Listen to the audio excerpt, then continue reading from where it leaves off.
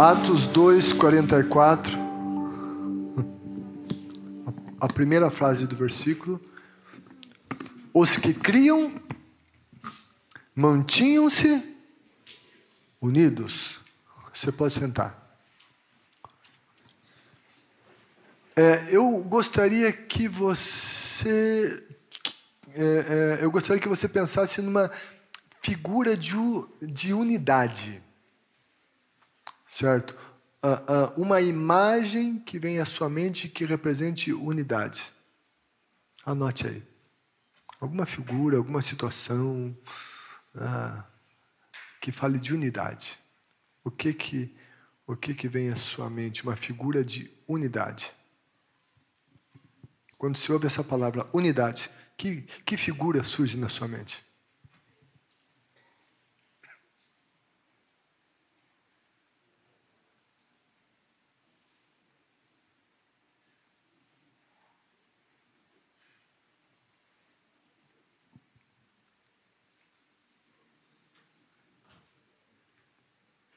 Como é importante a unidade. No dia de Pentecostes, o poder do Espírito Santo veio sobre pessoas que estavam em um ambiente de unidade. A gente estudou isso ano passado. Atos 1,14 diz: todos eles se reuniam sempre em oração. Então, o Espírito Santo não veio em qualquer lugar. Eles passaram 10 dias juntos, depois do 10º dia. E isso nos leva a deduzir que, para que o Espírito Santo viesse, um ambiente de unidade teve que ser construído. Ok? Na unidade, o Espírito Santo foi derramado, abençoou os primeiros cristãos, e logo após essa maravilhosa experiência de bênção, eles vivenciaram uma grande realização. E eles alcançaram... Você lembra do número que eles alcançaram? Alcançaram quantas? 3.000 pessoas para Cristo. Esse aqui a gente citou de uma unidade do começo da igreja. Mas unidade, ela vem em si mesma com um potencial. A unidade em si mesma, ela possui um potencial enorme. E unidade, ela pode fluir tanto para o bem como para o mal. Unidade é poderosa mesmo sem estar de acordo com os propósitos divinos. A unidade em si, ela tem muito potencial. Gênesis 11, 1-9, está lá a história da Torre de Babel. Os homens se uniram para construir uma torre com a intenção, diz a Bíblia, de se tornarem famosos e não se espalharem pela face da terra. Isso tem em Gênesis 11, 14. Mas esse intento deles ia contra os propósitos divinos. Porque o homem foi feito para a glória de Deus. Eles estavam buscando glória deles. Deus disse: multipliquem-se e encham a terra. Isso falava também de se espalhar. E Babel era o inverso, o contrário de tudo isso. Era um lugar só. Era a glória para o nome deles. Eles queriam ficar famosos. Esse intento contrariava os propósitos divinos. Então, Deus dividiu as línguas para que aquele projeto não fosse adiante. É muito interessante essa história. E é interessante o que Deus diz a respeito da unidade daquela gente. E tinha unidade lá. Eles estavam unidos com um propósito errado, negativo, contrário à vontade de Deus. Mas a unidade por si mesma ela tem uma força muito grande, um potencial de realização enorme. E daí, Deus, veja a fala de Deus no versículo 6. Eles são um só povo, falam uma só língua e começaram a construir isso. Deus dizendo, Deus anunciando que tinha uma unidade naquele intento errado. E veja bem o que Deus diz. Em breve, nada poderá impedir o que planejam fazer. Gente, Deus está se referindo àquela unidade construída por um propósito errado, e Deus olha, e quando Ele vê aquela unidade, Deus está falando aqui do potencial da unidade, e Ele diz, se tiver essa unidade, nada poderá impedir o que planejam fazer.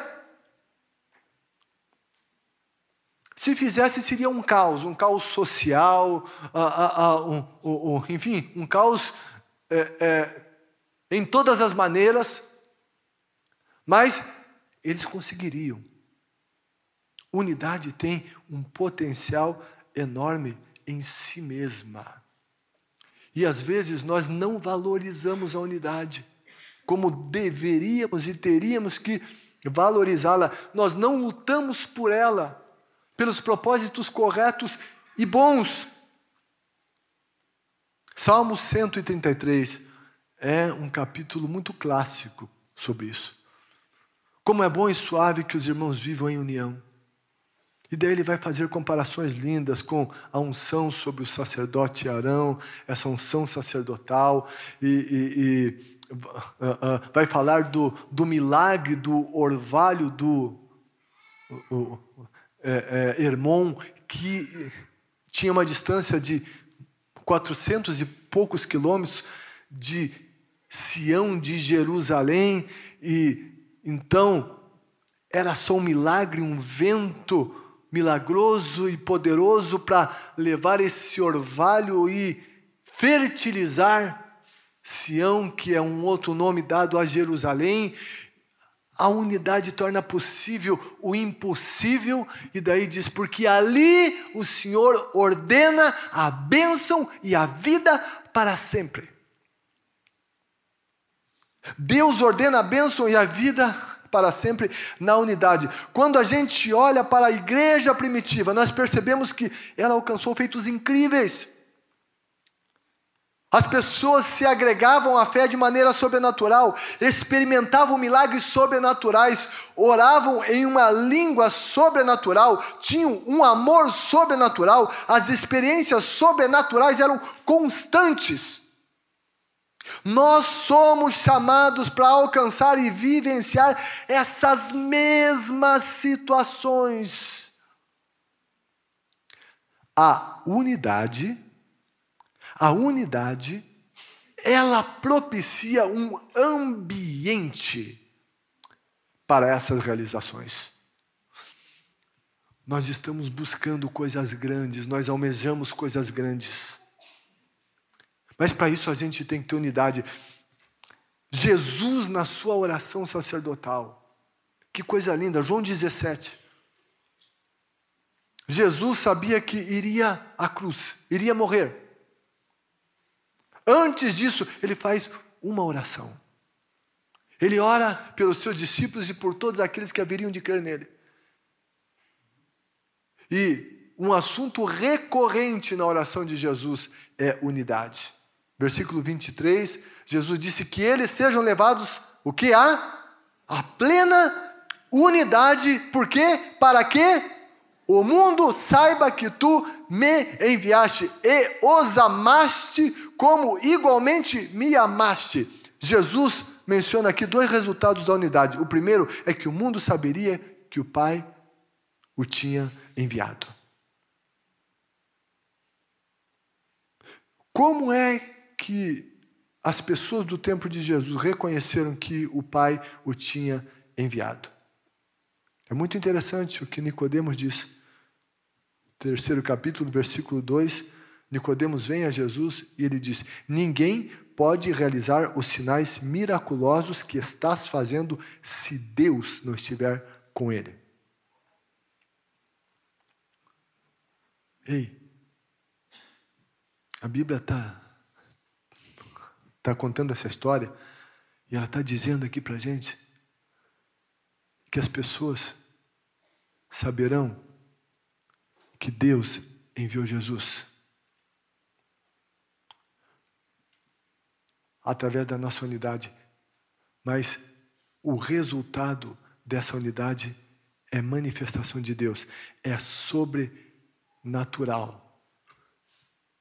A unidade de uma igreja, ela abre espaço para um derramar sobrenatural do Espírito e sinais miraculosos passam a acontecer. E as pessoas vão ter que reconhecer: Jesus é verdade. O Pai enviou Jesus.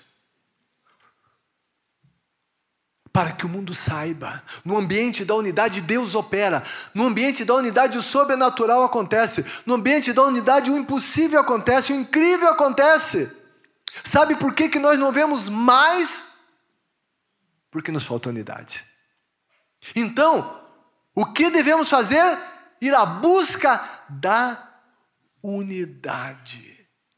A igreja primitiva alcançou grandes coisas por causa da unidade. O segundo resultado é o amor divino. O amor divino. A unidade revela amor divino pelas pessoas. O amor divino é visto por outros na vida daqueles que creem em Jesus e vivem em unidade. João disse: com isso, ou seja, João escreveu o que Jesus disse: com isso, todos saberão que vocês são meus discípulos se vocês se amarem uns aos outros.